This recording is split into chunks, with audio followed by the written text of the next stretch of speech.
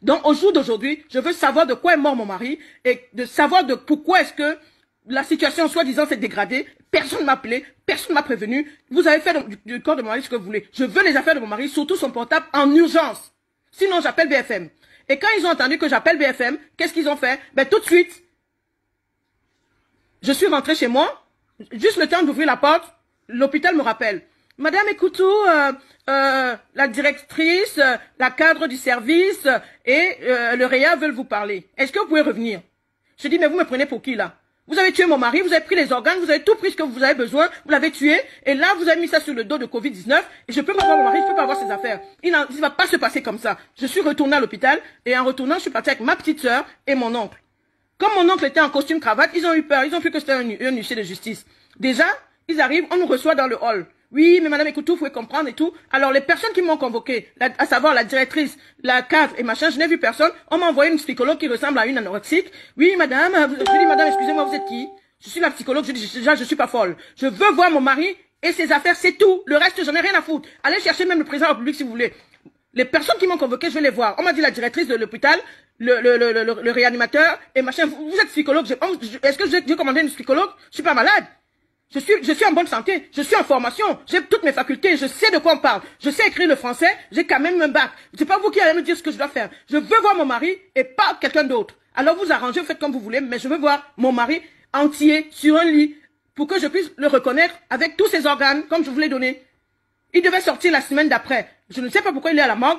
Son cœur a palpité, c'est vrai. Vous avez tout fait ce qui était à votre niveau, mais comme vous êtes des décideurs, vous décidez pour les familles, vous décidez pour les parents, vous décidez pour tout le monde. Parce qu'il est noyé la personne, on a décidé de le mettre à la morgue. Je vais le sortir de cette morgue et le voir. Non, madame, vous comprenez pas et tout, je suis psychologue, machin, on va vous accompagner dans le processus du deuil, vous pouvez pas voir votre mari, machin. Je dis, écoutez-moi, madame, avant que je m'énerve, vous dégagez. Elle me dit, non, je vais aller, bon, on va vous chercher un médecin qui va vous calmer, parce que je dis, mais je ne comprends pas. On m'a fait appeler en me disant que le réanimateur arrive, il veut vous voir, la cadre du service et machin. Je n'ai vu aucun des trois. J'ai vu la psychologue, un médecin. Est-ce que j'ai vu la psychologue, un médecin et tout. Après, ils me disent, oui, mais on peut aller vous faire une photo de votre mari et vous montrer. J'ai dit, pardon? Je vous ai envoyé mon mari à l'hôpital. Je vais le voir sur photo pour me montrer sur un lit à la morgue. Dans un tiroir, en photo. Mais de qui se moque-t-on? Quel est le français qu'on a montré, qu'on envoie une photo à sa famille en disant que votre parent est mort, voilà sa photo. On ne peut pas vous montrer le corps. Je veux voir mon mari. Quelle que soit la maladie qu'il a, je vais mourir de cette maladie. On n'est que deux, on est des jumeaux. Je veux voir ce qui se passe en France aujourd'hui. Alors, ils ont essayé de me calmer. J'ai dit non, je ne me calme pas. Je veux voir mon mari. Moi, je m'en fous du reste. Qu'il ait quoi comme maladie, aujourd'hui, on va partir tous les deux. Donc, à force de nous malmener, ma petite soeur leur demande, mais je comprends pas. Vous dites qu'il avait la crise cardiaque, mais ça, la crise cardiaque, oui. Le cœur s'emballait, ça a commencé quand? Oui, ça commence, ça s'arrête et machin. Mais pourquoi, quand ça s'est arrêté la première fois, vous n'avez pas appelé son épouse? Oui, mais madame, on n'a pas que ça à faire, on avait beaucoup de patients qui... Ok, très bien. Mais quand il est décédé, pourquoi vous n'avez pas appelé son épouse? Oui, mais madame, parce qu'elle était seule et tout. Mais donc, ça veut dire que cette femme-là, elle n'a personne en France qui peut venir l'assister pendant que vous êtes en train de tuer son mari?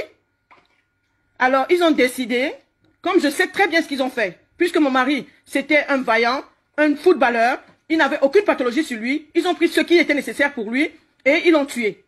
Au jour d'aujourd'hui, je vous confirme qu'ils ont tué mon mari parce que le réa m'a dit, votre mari est mort à 3 h du matin, voilà un certificat de décès en France qui n'a ni la cause de décès et 2 h 30 du matin. Vous avez déjà vu ça où? C'est moi qui exige à l'hôpital de me mettre un cachet. J'ai un certificat de décès. J'ai un certificat de décès avec une signature de médecin sans cachet, sans cause de décès.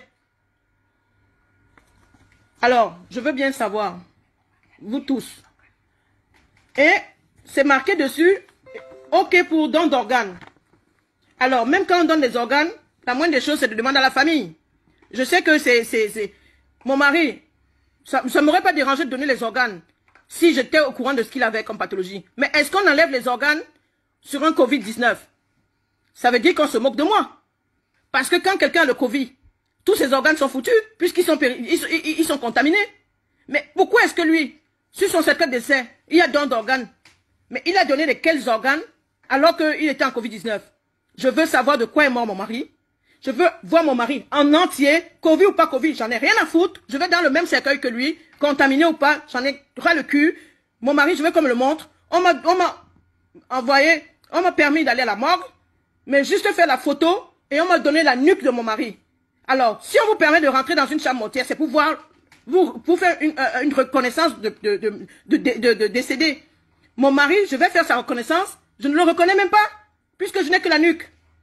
La cadre se met en face, moi l'épouse, on me donne la tête, le gars emballé dans les draps blancs, quelqu'un qui meurt de Covid en France, est dans les draps, il fait quoi dans les draps? Pendant que les autres, les malades sont dans les housses. Mais de qui se moque-t-on? Et quelqu'un qui a une crise cardiaque, il est sur le ventre. Mais il est sur le ventre pourquoi? S'il a une crise cardiaque. Ils l'ont réanimé. Ils ont fait tout ce qui était à leur pouvoir. Il est sur le ventre. Je veux savoir pourquoi il est sur le ventre. Je veux avoir les 2 reins de mon mari entier. Je veux avoir tous ses organes entiers. Je veux qu'on me donne mon mari avec Covid ou sans Covid. On m'a donné le numéro des pompes funèbres qui ne répondent pas. Ça veut dire quoi? Ça veut dire que non seulement mon mari, je n'ai vu que son visage. Ils veulent l'incinérer sans que j'assiste. Parce qu'ils savent ce qu'ils ont fait sur le corps et tout. Au jour d'aujourd'hui, je veux le corps de mon mari en entier avec Covid ou sans Covid. Je n'ai rien à cirer.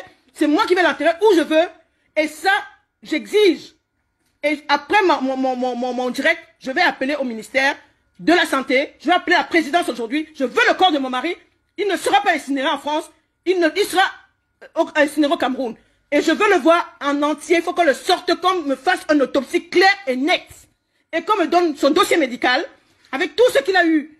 Les avancements, les retards, pourquoi et toutes les questions que j'ai, je veux des réponses. Cet hôpital, je vais vous la publier. C'est l'hôpital. J'ai fait des photos hier. J'ai fait des photos comment est-ce que le vigile m'a mis dehors. J'ai fait les photos comment j'ai tout enregistré, la conversation avec le personnel. Et la directrice vient après me dire, mais madame, écoutez, on vous comprend, hein, ne vous inquiétez pas, on vous comprend. Mais vous comprenez que avec cet état de crise, on peut pas appeler tout le monde et tout. Je dis, mais on peut pas appeler tout le monde, je comprends. Mais vous avez eu combien de décès? Un décès, on peut pas appeler tout le monde. Mais si vous aviez 10 décès, on allait faire comment? Je veux faire mon deuil. Alors, j'ai pris mon avocat. On a saisi le corps. Il me faut ce corps-là.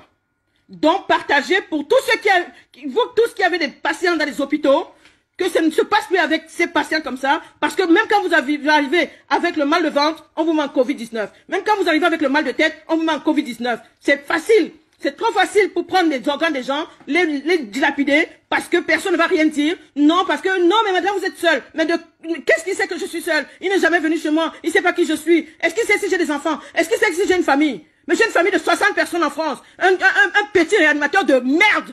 Il décide de me dire si mon mari, si je dois voir mon mari ou pas. Mais je vais le démonter celui-là. Il est terminé à partir d'aujourd'hui. Je vais mettre mes 2 genoux par terre. Je vais lui montrer que je suis une femme. Cet hôpital, s'il ne ferme pas, c'est que ce n'est pas moi. Ça, je le fais pour les autres qui sont vivants. Il est hors de question que quelqu'un d'autre subisse ça. C'est terminé en France. Je sais que vous voulez les organes des jeunes blacks. Comme on ne meurt pas de Covid, vous avez décidé de nous tuer. Mais vous n'allez pas tous nous tuer.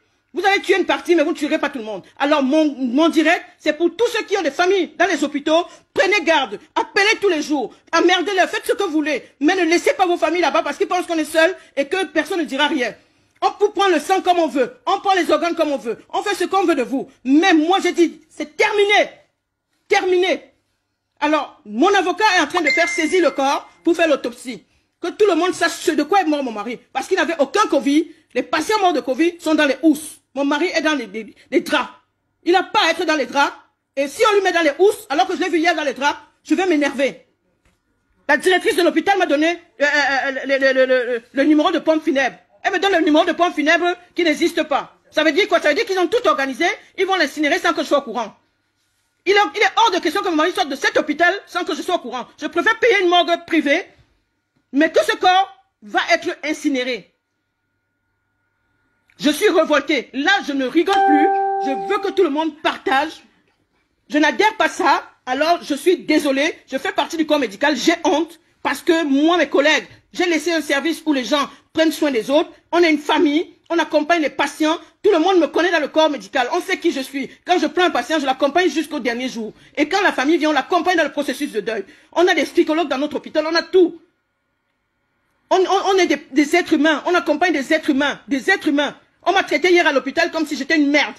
Le vigile me dit, madame, vous ne pouvez pas rentrer, il y a le Covid-19. Je sais que j'ai le Covid-19. Je le fabrique, je le vends. Mais moi, ce que je ne... si vous n'avez pas pris mon mari, s'il n'était pas décédé, je ne serais pas venu là. Si le réa m'avait appelé à 2 heures du matin me disant, madame, votre mari est malade, je crois que j'aurais trouvé, ne serait-ce que... Alors, arrêtez de m'appeler pendant que je parle. C'est dur à la fin. Alors, donc, je suis en train d'interpeller tout le monde. Vous tous qui avez des parents à l'hôpital, ne les laissez pas seuls. Appelez, emmerdez, sachez ce qui se passe. Parce que c'est trop facile. Il y a des hôpitaux où le personnel conscient appelle les patients. J'ai une amie, son mari est à l'hôpital. C'est le médecin qui appelle tous les jours pour savoir comment va la femme.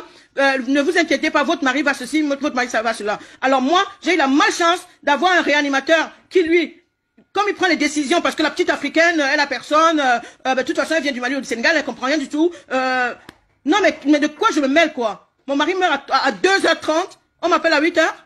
À 8h?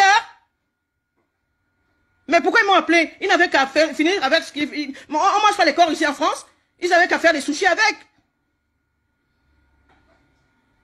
Donc, à l'heure où je vous parle, le corps est saisi, il ne sera pas...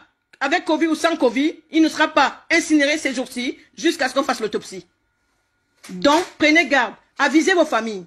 Ne laissez personne décider à votre place de votre devenir. J'ai envie de faire mon deuil et j'ai décidé de publier cette vidéo parce que c'est pas un petit médecin ou un petit réanimateur de petits hôpitaux de merde qui va décider de la vie de mon mari. Il a pris mon mari, mais il ne mourra pas. Et je vais le suivre jusqu'à ce que son métier finisse. Au risque de ma vie. Tant que je ne sais pas de quoi est mort mon mari, ils n'auront pas la paix. J'ai dit à mon avocat, je ne veux pas d'argent, je ne veux rien, je veux juste la vérité. Et ce réa, je veux sa tête. Je veux sa tête parce que il s'est amusé avec la mienne. Là, mon mari à la morgue tout seul. Quelqu'un qui n'a jamais eu mal de tête, il n'a jamais rien eu. Il est tout seul à l'hôpital, dans une chambre froide. Emballé de drap blanc, soi-disant Covid. Alors si... Pour tous ceux qui publient et tout, qui sont dans les hôpitaux, il y a des aides-soignantes, il y a des médecins, il y a des infirmières. J'ai des amis partout. Vous voyez comment on emballe les corps de Covid. Le mien est dans un drap et je ne peux même pas. On me dit ne touchez pas madame, ne touchez pas madame. Mais laissez-moi au moins faire mon deuil, merde. On m'interdit de voir mon mari vivant, on m'interdit de le voir mort. C'est quoi ce délire? Eux-mêmes ne sont pas protégés. Ça veut dire que ce n'est pas un malade de Covid. Mais qu'est-ce qui se passe? Je veux faire mon deuil. Je veux savoir de quoi est mort mon mari. Je veux qu'on me dise, viens, voilà ton mari, qu'on me remette tout. Qu'est-ce qui se passe? Il a fait quoi? Mon mari ne savait même pas s'énerver contre quelqu'un. Hein? Aujourd'hui, je suis toute seule. Non, je ne suis pas seule. J'ai une grande famille. Et comme ils pensent que je suis démunie, parce que je n'ai pas le moyen, c'est pas que je n'ai pas de moyens. J'ai autant de personnes qui sont capables. J'ai des avocats, j'ai des juges, j'ai tout. Qui sont capables de tenir tête aussi. Donc c'est pour vous autres, le mien est déjà à la morgue. C'est pour vous, ne laissez pas quelqu'un décider à votre place. Et c'est terminé, terminé, terminé. On a trop décidé à notre place, maintenant c'est fini. Le mien à la morgue, il ne se verra plus, mais prenez garde, appelez vos familles, demandez, imposez, suppliez-leur, comme vous dites ce qui se passe. Qu'on ne mette pas tout le monde sur le Covid. Et je vais mettre l'hôpital sur Facebook. Et je vais mettre toutes les conversations. Pour que vous puissiez voir ce qui se passe. C'est l'hôpital Paul Desgines à Champigny. Toutes les personnes que j'ai rencontrées hier, dans cet hôpital, m'ont dit, oh ma pauvre chérie, si tu nous avais dit que ton mari était là, on t'aurait dit de l'enlever. C'est pas un hôpital. Même le scandale des aspirateurs, des aspirations. Vous avez vu ça à la télé tous. Ben, c'est dans cet hôpital de merde. Moi, croyant que c'était un hôpital privé, je leur ai vendu mon mari en gros. Je me suis dit non, je travaille à l'hôpital public, il y a trop de Covid, si on mélange les patients, il va sortir avec un Covid. Moi j'ai pris mon mari, je suis allé leur donner là-bas tranquillement, ils avaient quelqu'un en attente de rein, ben, ils ont pris ce qu'il fallait. Ils ont pris ce qu'il fallait. Parce que je n'ai pas pu voir mon mari, je ne sais pas de quoi il est mort. On me dit crise cardiaque, sur le certificat de décès. J'ai fait les certificats de décès autant dans ma vie, j'ai fait la réa, j'ai fait la diabéto, j'ai fait l'onco, où les gens meurent tous les jours. Le certificat de décès a toujours une cause de décès. Dans celle de mon mari, un petit blédard de quartier là, un petit noir là qui ne vaut rien du tout, sa vie ne vaut même pas 10 balles. Ben le certificat de décès n'a même pas de quoi il est mort. Mais il est mort de quoi celui-là? Mais non, il est mort à 2h30, ben, on a appelé sa femme à 8h, c'est pas grave. Ben il a la morgue, on va l'enterrer, on va l'incinérer, on lui a donné un faux numéro, c'est pas grave. Comme ça on va lui dire qu'on l'a appelé plusieurs fois, il n'a pas répondu. On était obligé d'enterrer son mari parce qu'il était en Covid. Mais de quoi se moque-t-on? De qui se moque-t-on?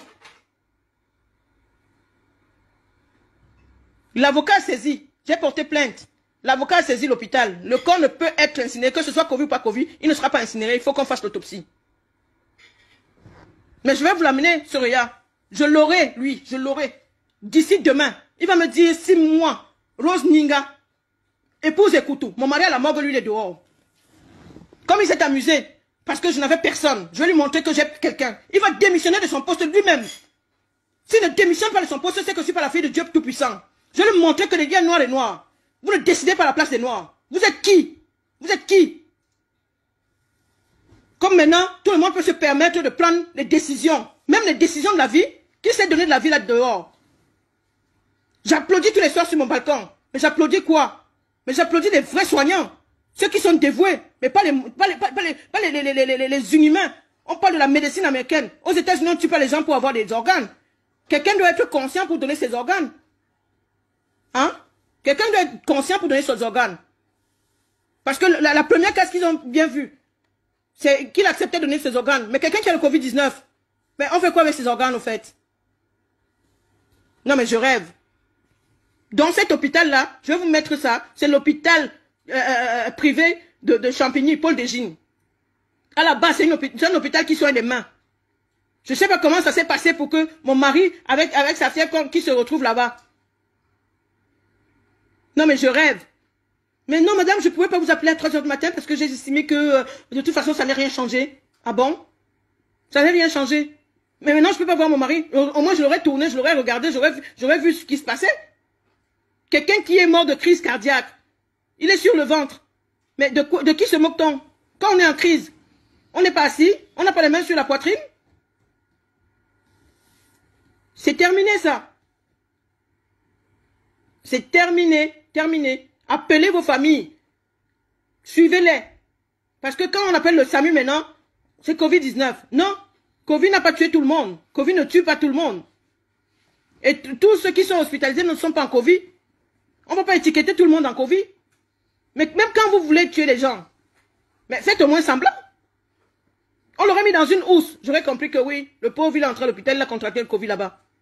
Mais non, il n'a pas contracté le Covid puisqu'il n'est pas dans une housse.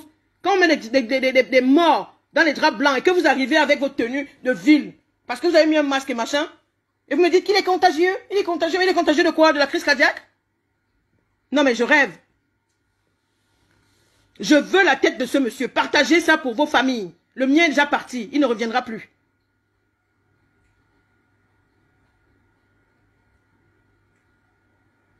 Ça fait 2 semaines que je ne dors pas.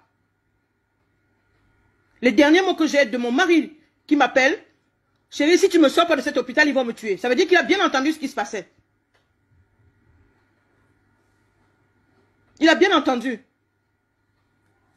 Pourquoi est-ce que quand l'infirmier qui a dû en prendre mon mari me dit, ils vont me tuer. Pourquoi on l'a intubé après?